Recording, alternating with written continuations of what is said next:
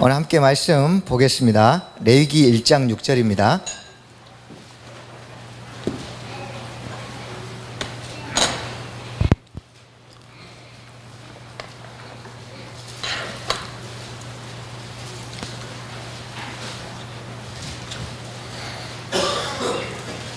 네, 레위기 1장 6절입니다. 한 가지 좀 울리네요. 제가 성경을 타이핑 쳐서 준비하긴 했지만 되도록이면 예배나 성경 공부 중간에는 본인이 성경책을 가지고 직접 찾아보셨으면 좋겠어요. 왜냐하면 제 여동생이 신천지에 빠졌다고 왔는데 그 이유가 무엇인지 아세요? 오랫동안 교회에서 성경을 안 펴고 PPT만 보니까 그 말씀의 문맥이 뭔지는 모르고 그냥 주는 대로 듣다 보니까 나중에 상황 판단력이 떨어진 거예요. 되도록이면 자기가 성경을 들고 봐야 이게 지금 이런 배경에서 이 말씀이구나 하고 훨씬 더 유익이 있습니다. 되도록이면 본인 성경을 보고 보시면 좋겠습니다. 자, 레위기 1장 6절입니다. 함께 읽겠습니다. 시작.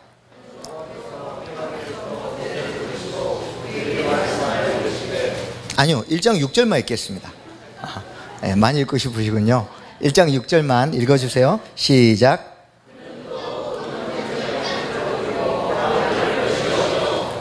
아멘. 제가 잠시 한번 기도하겠습니다. 사랑하는 주님, 오늘도 하나님 말씀 앞에 섰습니다. 이 말씀으로 우리의 영혼을 다시 한번 일깨워 주십시오. 이 말씀을 통하여서 올 한 해 우리가 어떻게 나아가야 될지를 가르쳐 주시고 전하는 자와 듣는 자가 동일하게 주의 말씀 앞에 섰사오니 성령이 교회들에게 하신 말씀을 들을 수 있는 귀를 열어 주시옵소서. 감사드리고 예수님의 이름으로 기도합니다. 아멘. 제가 지난주에 제가 섬기는 베다니 교회에 한 성도분이 출근길에 교통사고가 나가지고 응급처치가 늦어져서 돌아가셨어요.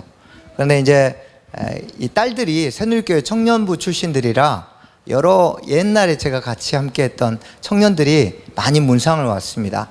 근데 그 중에 한 자매가 왔는데 청년부 임원도 하고 목자도 하고 열심히 신앙생활 했던 자매인데 지금은 교회를 안 다닌다는 거예요. 신앙생활 안 한 지 아주 오래됐더라고요. 그래서 여러 가지 이야기를 해보니까 대전에 연구원으로 있으면서 또 결혼도 하고 집도 좋은 집 마련하고 아주 행복하게 살고 있었습니다. 그런데 신앙에 대한 감각은 완전히 사라진 상태였어요. 그러면서 여러 가지 자기가 앞으로의 미래에 있을 노후를 위해서 뭐 이런저런 준비하는 이야기들을 하는데 제 안에 진짜 영원한 미래를 준비할 수 있는 판단력이 사라졌구나 라는 생각을 했습니다. 다시 한번 예수님께 돌아오라고 권면했습니다. 그 자매는 세상적으로 보면 상황 판단력이 참 좋습니다. 그래서 노후도 잘 준비하고 나름 여러 가지를 잘 준비했지만 신앙적으로 보면 상황을 전혀 분별하지 못하고 살고 있는 겁니다. 여러분의 삶은 어떻습니까? 여러분 요즘 판단력이 분명하십니까? 여러분의 삶에 여러 가지 일들이 있는데 바르게 판단하면서 살고 있습니까? 우리가 정말 영원한 미래를 준비하면서 살려면 바른 분별력이 필요합니다. 그래서 오늘 어떻게 하면 바른 분별력을 가지고 살 수 있는지 한번 살펴보겠습니다. 신약 성경에 분별력이라고 번역된 단어가 총 12번이 나옵니다. 근데 그 중에 11번의 단어는 헬라어로 도키마조 또는 크리노라는 어원을 쓰는데 다 이게 검은 고소리인지 아닌지 소리를 분별하거나 또는 상황을 분별하거나 또는 음악을 분별하거나 이렇게 여러 가지 상황들을 분별할 때 쓰는 용어입니다. 그런데 보시는 디모데후서 2장 15절 말씀 같이 한번 읽겠습니다. 시작. 너는 진리의 말씀을 옳게 분별하며 부끄러울 것이 없는 일꾼으로 인정된 자로 자신을 하나님 앞에 드리기를 힘쓰라.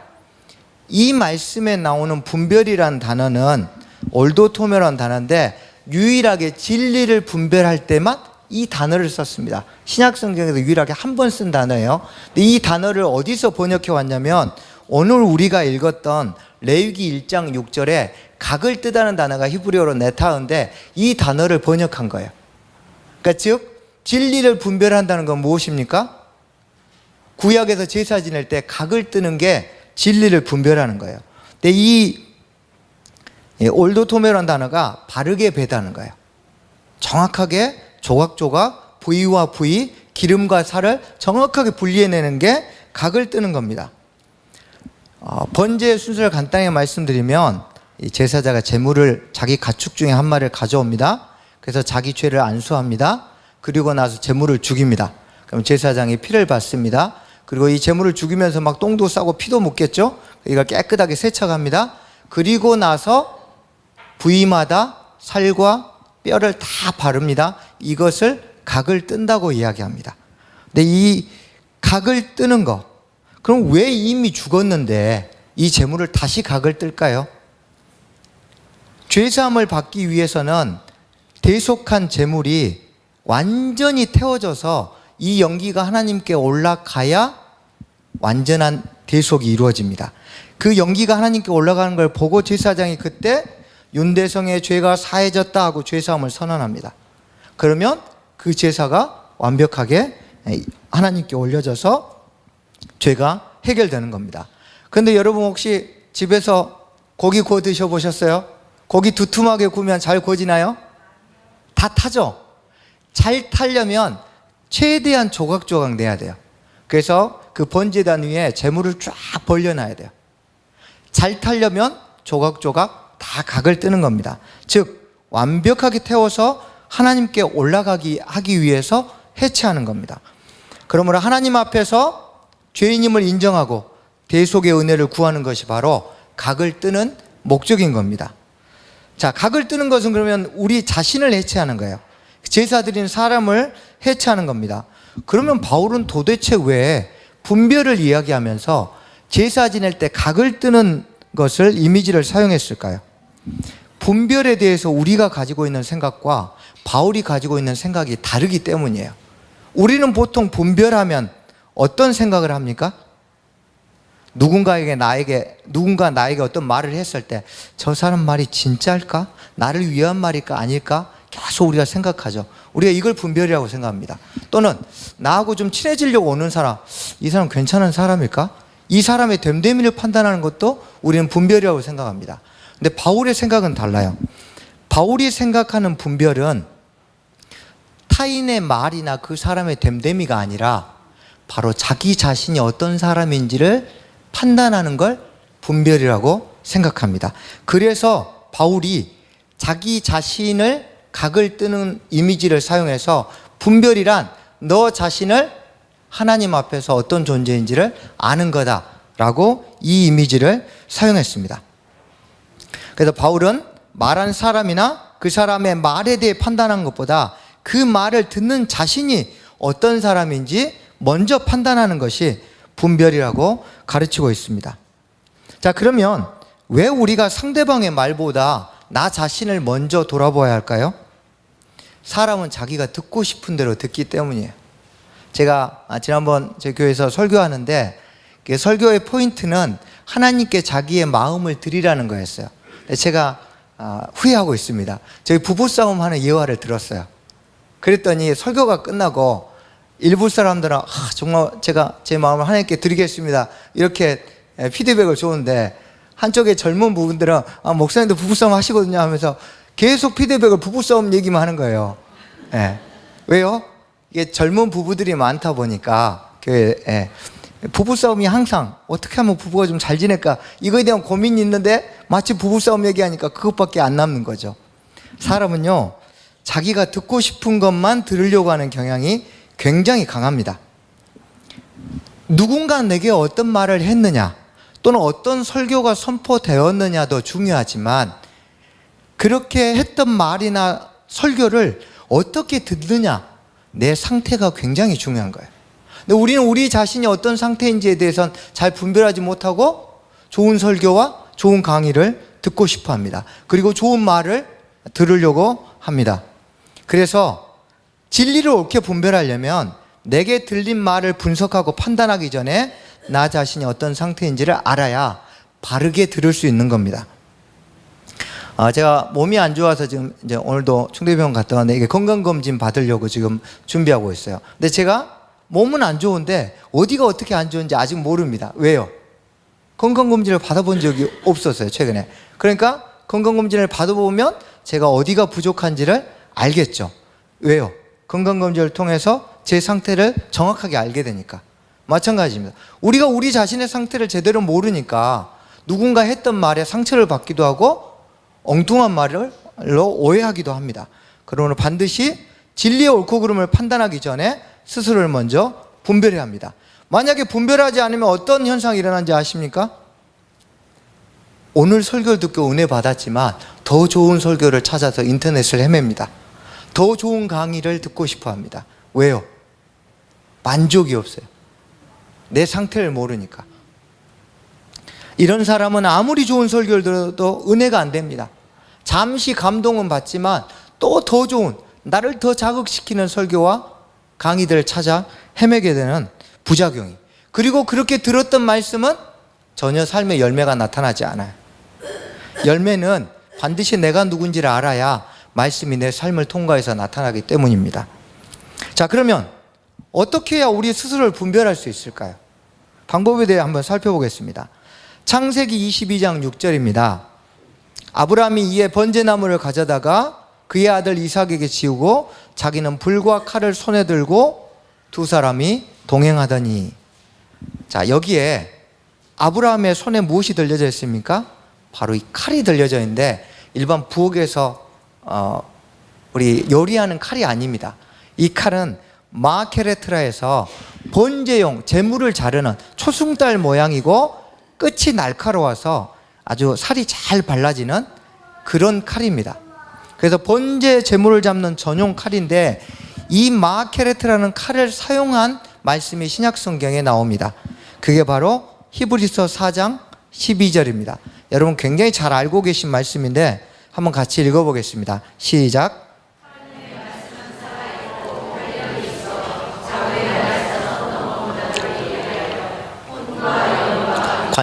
관절과 골수를 찔러 쪼개기까지 하며 또 마음의 생각과 뜻을 판단하나니. 이 말씀 중에 찔러 쪼개다고 했죠.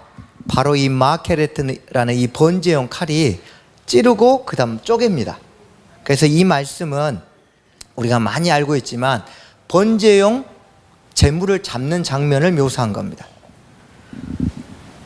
히브리서 저자는 사람의 영혼과 그의 삶을 낱낱이 해체해서 그 사람이 누군지를 해체할 수 있는 유일한 칼은 하나님의 말씀뿐이라고 이야기하고 있습니다.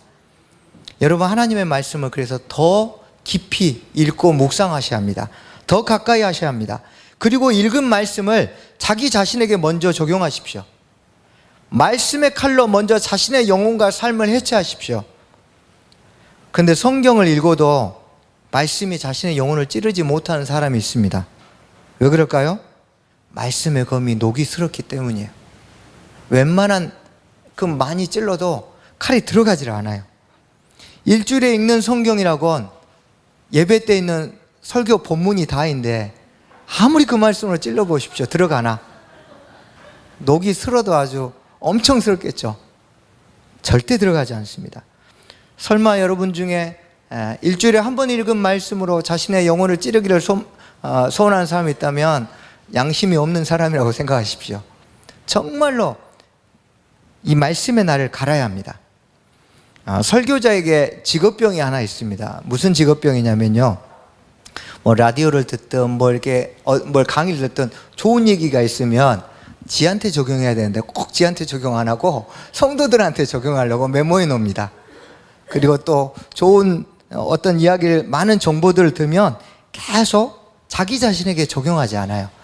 이거는 오늘 교회 누구 자매한테 적용해야겠다. 이렇게 늘 타인에게만 적용하는 아주 무서운 직업병이 있습니다.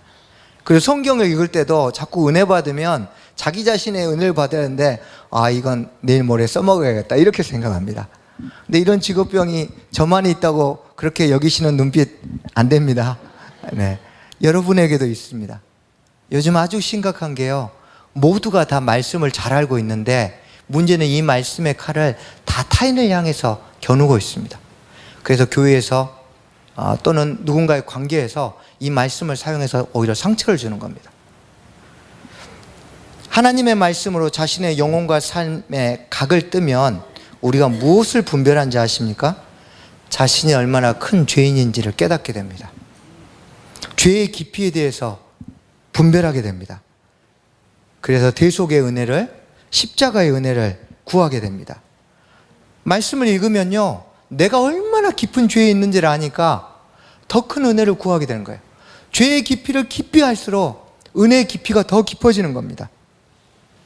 말씀을 읽기 전에는 예수님이 그렇게 필요치 않았는데 말씀을 읽고 나니까 내가 얼마나 예수님이 필요한 사람인지를 깨닫게 됩니다. 말씀이 내 삶을 해체하지 않을 때는 내가 예수님 도 믿는 사람이 됩니다. 그리고 필요할 때는 다른 것도 믿어요. 근데 말씀 속에 깊이 들어갈수록 예수님만 붙드는 사람이 됩니다. 성령의 도우심이 없이는 거룩해질 수 없다는 걸 깨닫고 성령을 구하는 사람이 됩니다. 이렇게 말씀이 들어와서 우리를 해체하면 우리 자신이 어떤 존재인지를 알게 되고 나의 부족한 부분을 주께 구하기 시작하는 겁니다. 또한 듣고 싶은 말씀만 듣는 사람이 아니라 들어야 할 말씀을 듣는 마음이 생깁니다.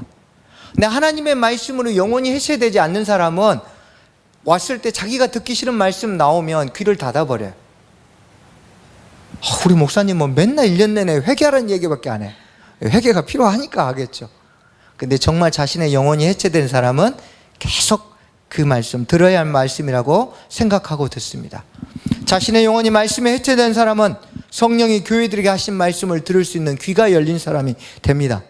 이렇게 되면 진리의 말씀을 분별할 별도의 기술이 필요 없어져요. 왜요? 진리 아닌 건 아예 듣고 싶지 않는 마음이 우리 안에 자라기 때문입니다. 자, 이 단계를 거치고 나면 그때서야 비로소 성령께서 내 삶을 통과해서 날이 시퍼래지는 이 칼로 내 자녀를, 누군가를 말씀으로 권면하고 바로 세울 수 있도록 이 말씀의 검을 비로소, 말씀의 칼을 타인을 향해서 사용할 수 있게 만들어주는 겁니다. 그 전까지는 우리가 늘 이 말씀의 칼을 자신을 위해 또 자신에게 사용해야 합니다. 자, 그러면 바울은 왜 디모데에게 진리의 말씀으로 자신을 분별하라고 했을까요? 이것을 분별하지 않으면 아주 큰 피해를 입기 때문이에요. 세 가지 피해를 입는데요. 첫 번째로 예수님께 가졌던 사랑이 식어지기 때문입니다. 요한계시록 2장 2절과 4절 말씀입니다. 같이 한번 먼저 2절을 읽겠습니다. 시작. 내가 내 행위와 수고와 내 인내를 알고 또 악한 자들을 용납하지 아니한 것과 자칭 사도라 하되 아닌 자들을 시험하여 그의 거짓된 것을 내가 드러낸 것과 4절입니다. 그러나 너를 책망할 것이 있나니 너의 처음 사랑을 버렸느니라. 여러분, 지금 이 디모데에게 이야기하고 있는 바울이 디모데에게 이야기하고 있는데 디모데가 지금 어디에 있습니까? 바울을 이어서 에베소 교회 2대 목사로 지금 와 있습니다. 근데 에베소 교회의 가장 심각한 문제가 무엇입니까? 거짓 교사들이 교회 안에 들어와 가지고 치열한 진리 싸움이 지금 펼쳐지고 있어요. 그래서 사람들이 무엇이 진리인지 지금 분별하지 못하고 너무 힘들어하고 있어요. 그런데 이 에베소 교회 성도들이 진리 가운데 굳건히 서서 거짓 교사들을 몰아냈습니다. 그리고 이 말씀에서 승리했습니다. 그런데 이들에게 나타난 결과가 무엇입니까? 그러면 예수님 할렐루야 하면서 막 기쁨이 넘쳐야 되잖아요. 근데 승리는 했는데, 거짓 교사들은 몰아냈는데 그들 안에 처음에 예수님과 가졌던 뜨거운 사랑이 싸우느라고 지쳐서 다 식어져 버렸어요. 그래서 요한 사도가 그 이단과의 싸움에서 승리했지만 결과적으로 예수님과 사랑이 식어져 버린, 그래서 정말 영적으로 너덜너덜해진 에베소 교회를 향해서 승리 못지않게 중요한 것은 너희 안에 식어져 버린 예수님을 향한 사랑을 다시 불러일으키는 거다라고 지금 요한계시록에서 이야기하고 있습니다. 여러분, 우리는 때로 우리의 삶에 많은 승리를 얻습니다. 그런데 승리의 결과가 때로는 우리에게 그렇게 좋지 못할 때가 있습니다. 여러분, 그거 아십니까? 누군가 직장에서나 누군가하고 이 기독교 진리를 가지고 사수하면서 싸우다가 논쟁에서 이겼어요. 논쟁에서 이기고 그 사람은 교회를 떠납니다. 더 큰 걸 잃을 수가 있어요. 여기서 처음 사랑을 버렸다고 했는데 이 버렸다라는 단어는 상관하지 않다 그런 의미예요. 승리는 했는데 주님과 상관없이 살고 있는 거예요. 처음엔 모든 일을 예수님 때문에 시작했는데 이제는 신앙과 삶이 별개가 되어버렸어요. 신앙적으로 지식은 많은데 사랑은 식어졌습니다. 교회 문화는 잘 아는데 정작 복음의 깊이는 얇아졌어요. 거짓 가르침과의 싸움에서 승리했지만 자신을 분별하지 않는 대가는 처절한 겁니다. 처참한 겁니다. 제가 새누리 청년부를 맡고 한 달 후에 신천지가 들어온 게 발각이 됐어요. 그래서 새누리 청년부 안에 신천지를 쫓아내는데 3년이 걸렸어요. 총 4명을 찾아냈습니다. 그래서 4명을 쫓아냈어요. 3년 후에 어떻게 됐을까요? 그동안 신천지 예방교육도 하고 막 여러 가지 교육하느라고 서로 의심합니다. 새로 왔는데 너무 열심히 하면 신천지 아니야? 네. 열심히 해도 탈이고 안 해도 탈이고, 이래도 고민 저래도 고민. 그러는 사이에 서로 의심하면서 어느 순간 사랑도 식고 신앙의 열정도 잃어버렸어요. 그래서 신천지를 이겼지만 더 큰 걸 잃었구나.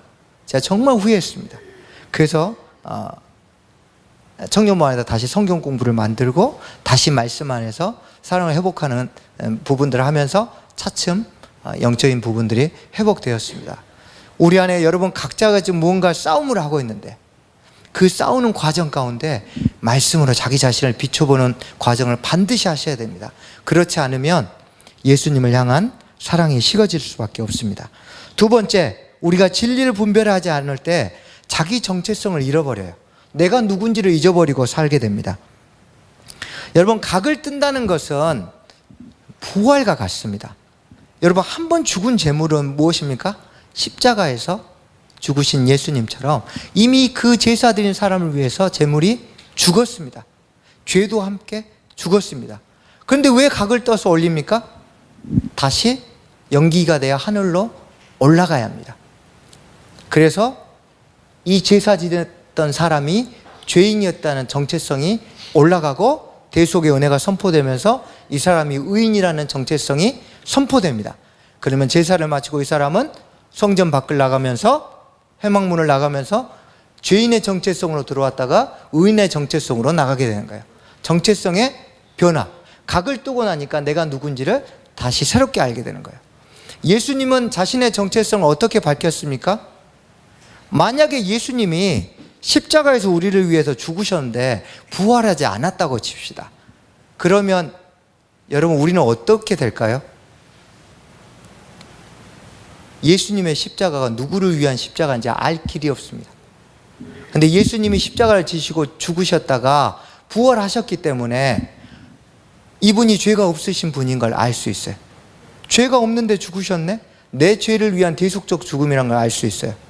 그리고 지금도 살아계시기 때문에 나에게 영생을 주시겠다고 한 약속을 끝까지 실천하실 수 있는 분이란 걸 알 수 있습니다. 예수님은 부활을 통해서 자기가 메시아인 것과 하신 약속을 반드시 지키시는 분이란 것, 자신이 메시아요 구세주라는 정체성을 우리 가운데 드러내셨습니다. 마찬가지입니다. 우리도 이미 그리스도 안에서 한번 죽었습니다. 그러나 날마다 말씀 안에서 우리의 영혼의 각을 떠서 매일 죽어야 돼요. 그래야 그 말씀 앞에서 내가 누군지를 알게 돼요. 내가 천국 시민권자인지, 내가 영원한 미래를 준비하며 사는 자인지, 하루하루를 살기에 급급해하며 살아야 하는 존재인지 말씀 앞에 나를 해체하지 않으면 자꾸 잊어버려요. 분주한 직장 생활에, 바쁜 일상에 젖어서 자꾸 내가 누군지를 잊어버리는데 말씀 앞에 각을 뜨면 정신이 번쩍 들죠. 내가 이렇게 살 존재가 아니구나. 그래서 여러분, 잊지 않기 위해서 우리가 그리스도인의 정체성을 가지고 살기 위해선 날마다 말씀으로 자신의 영혼의 각을 떠야 합니다. 마지막으로 진리를 분별해야 하는 세 번째 이유는 이걸 하지 않으면 참된 안식을 잃어버리기 때문이에요. 요즘 진리와 거짓을 혼합하는 것 때문에 너무 어렵습니다. 무엇이 진짜인지 참 분별해내기 쉽지 않습니다. 오늘날 가장 큰 박해는 예수 믿지 못하게 하는 게 아니라 믿는 사람들 안에 진리와 거짓을 혼합하는 공격입니다. 이 박해가 교회를 무너뜨리고 있습니다. 번영신학, 기복주의, 이런 많은 거짓 혼합 공격들 때문에 많은 그리스도인들이 나가 떨어지고 있고, 그 고통 때문에 많은 사람들이 지금 힘들어하고 있습니다. 히브리서 4장 12절, 하나님의 말씀은 살아있고 활력이 있다 했습니다. 왜 이 말씀을 했을까요? 히브리서 기자가 이 히브리서를 기록할 때 아주 심각한 박해의 시대였습니다. 어느 정도 박해였냐면, 하나의 예를 들어보면 다들 워낙 군인들과 로마 관리들이 잡으려고 하니까 저마다 숨습니다. 여러분 카타콤 아시죠? 그렇게 지하로 숨고 보이지 않는 숲으로 들어갑니다. 그런데 어떻게 한 가족이 잡혔어요. 그러면 전 교회를 색출하기 위해서 어떻게 하냐면 양을 잡아서 그 아이에게 씌웁니다. 그리고 잡은 양의 피를 아이에게 뿌립니다. 그리고 군인들이 사냥개를 잡고 있고 교회 명당과 장소를 불라고 합니다. 불지 않으면 사냥개를 풉니다. 그럼 사냥개가 양의 피가 묻은 자녀를 갈기갈기 찢겨 죽입니다. 그래도 말하지 않습니다. 이런 박해의 시대에 살고 있는데 히브리서를 살고 있는 이 성도들 안에 어떤 마음이 들까요? 정말 하나님은 살아 계시는가? 정말 나를 지키시는가? 아니, 아들의 피값 주고 사신 교회를 지키고 관심은 있는 건가? 이런 의문들이 생기겠죠. 그런 의심과 하나님이 정말 살아계신가 의문이 들고 있는 그 사람들에게 히브리서 기자가 이야기하는 거예요. 하나님의 말씀을 경험해라. 하나님의 말씀이 살아있고 운동력이 있어서 놀라운 영향력을 행사하는 걸 경험하면 너희가 믿음을 잃지 않을 것이다 라고, 말씀이 살아있는 걸 경험하면 하나님이 너를 지킬 것에 대한 확신을 잃지 않을 거라고 이야기하고 있는 거예요. 그래서 말씀을 경험한 자는 불안하지 않습니다. 말씀을 경험한 자는 교회가 흔들려도 내 삶이 무너져도 굳건하게 참된 평강 가운데 살 수 있는 거예요. 왜요? 내 안에 그 말씀을 성취하신 분이 나를 지키고 내 가정과 교회를 지키실 줄 믿기 때문이에요. 그러므로 여러분의 영혼을 말씀 앞에 낱낱이 조각내십시오. 그러면 그리스도의 평강이 여러분을 붙드실 겁니다. 말씀 마무리하겠습니다. 요즘 한국교회의 가장 심각한 문제 중에 하나는 설교 의존도가 너무 높다는 겁니다. 설교자인 제 입에서 이런 소리가 나오는 거는 그만큼 심각한 겁니다. 설교를 듣지 말란 게 아니고 설교 자체에 너무 많은 비중을 둡니다. 그래서 마치 일주일 내내 쫄쫄 굶다가 외식하면 배 터지게 먹는 그런 광경과 같습니다. 아니면 평소에는 영양실조했다가 일주일에 한 번씩 비타민 왕창 먹고 그렇게 연명하는, 여러분 우리가 한 끼에 너무 많이 의존해요. 설교는 그 설교자의 손에 들려진 칼로 요리된 음식입니다. 이건 필요해요. 왜요? 내가 평소에 섭취하지 못한 영적 영양소를 섭취할 수 있으니까. 그러나 대부분의 우리의 삶을 지탱하는 영양소는 매일 우리 손에 들려진 말씀의 칼로 요리한 영적 영양소를 섭취하는 거예요. 그러면 여러분, 설교 의존도를 낮추려면 내 삶에 내가 내 손에 들려진 말씀의 칼로 요리한 음식을 먹는 훈련들이 필요합니다. 그래서 여러분 손에 말씀의 검을 드십시오. 그 말씀의 검으로 요리해서 여러분의 영혼을 풍성하게 하십시오. 그럴 때 그 말씀의 칼로 내 영혼이 어떤 상태인지를 알아서 주님을 구하게 되고, 또 내 삶에 오는 여러 가지 진리와 거짓을 분별해서 내 영혼을 그리스도 앞에서 지켜낼 수 있는 겁니다. 자, 분별하려면 기준이 필요합니다. 그래서 다음 주부터 레위기를 시작합니다. 왜냐하면 성경 66권 중에서 가장 기초 중의 기초가 레위기입니다. 왜요? 레위기는 하나님이 모세에게 직접 너희가 내 앞에서 살려면 어떻게 살아야 된다고 기준을 제시한 겁니다. 자기 자신을 해체하고 분별하려면 말씀의 기준의 칼이 필요한데 가장 적합한 게 레위기입니다. 그래서 레위기를 통해서 앞으로 이제 우리 삶이, 우리 영혼이 하나님 앞에서 어떤 존재인지를 해체하는 은혜를 또 함께 경험하겠습니다. 우리 같이 한번 기도하겠습니다. 여러분의 삶 가운데 요즘 많은 어려움들이 있는 걸 압니다. 개인적인 어려움이든 교회적인 어려움이든 이것을 돌파할 수 있는 무기는 주님이 우리에게 주신 말씀뿐입니다. 겸손하게 말씀 앞에 나아갑시다. 그리고 이 말씀의 칼을 우리가 누군가를 향했다면 그 방향을 돌려서 먼저 우리 자신에게 대어 봅시다.